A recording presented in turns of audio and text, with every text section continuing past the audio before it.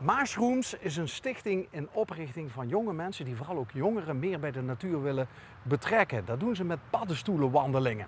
Verbinden, beleven, ontdekken. Ah, hier. Hier begint het eigenlijk Een al. zadelzwam. Ja. Oeh, Ja, Er zit dikke een beetje spin. verborgen, maar Even dat is wel uitkijken. een eigen Wat joekel. een enorm ding. Ja. En maar het ruikt ook al gewoon, zeg maar een zadelzwam zou heel melig moeten ruiken. En op dit moment is hij al aan het afbreken. En het ruikt ook niet zo fris. Die staat er eigenlijk een beetje onbekend dat die lijkt op de dameszadel van een fiets. Ja. Of een zadel van een oude tractor. We waren hier gisteren en die kleintjes waren hier nog niet. Precies, dat is wat ik dus ook tegen hun zei. Van dit is waarom ze ook Ja. als hekserij werden aangezien vroeger. Omdat ze dus Ja. zo snel Dus kunnen dit- groeien in zo'n korte tijd. Zoiets in 24 uur? Ja, Ja. Dat is binnen 24 uur. Ja.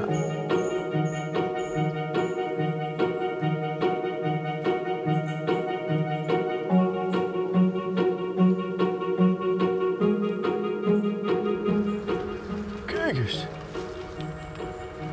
Vanaf hier kan je het wel zien, dat is echt een hoefvormige structuur.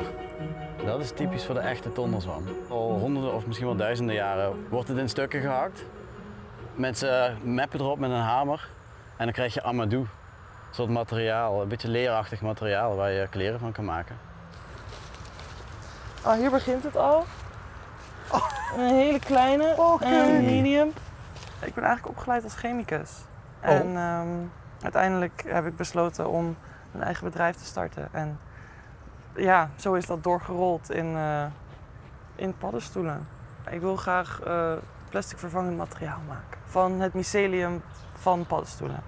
Normaal gesproken, hè, als ik door de stad loop of wat dan ook, dan heb ik mijn hoofdtelefoon op en dan sluit ik me echt af.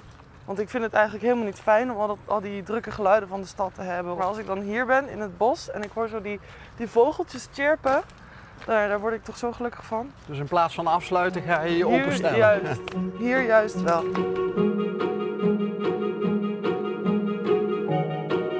Ik werkte heel veel binnen. Ik zat in een kantoor, omgeven door muren. En op een gegeven moment werd ik daar gewoon een beetje gek van. En ik wilde gewoon naar buiten. En ik zocht vooral manieren om niet alleen naar buiten te gaan, maar daar ook meer mijn leven van te maken.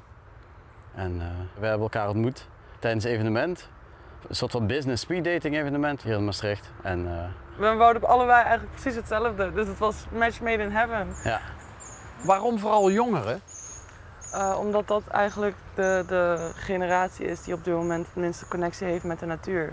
En ik denk dat dat wel de generatie is die het meeste profijt kan hebben van juist een wel weer verbinden met de natuur.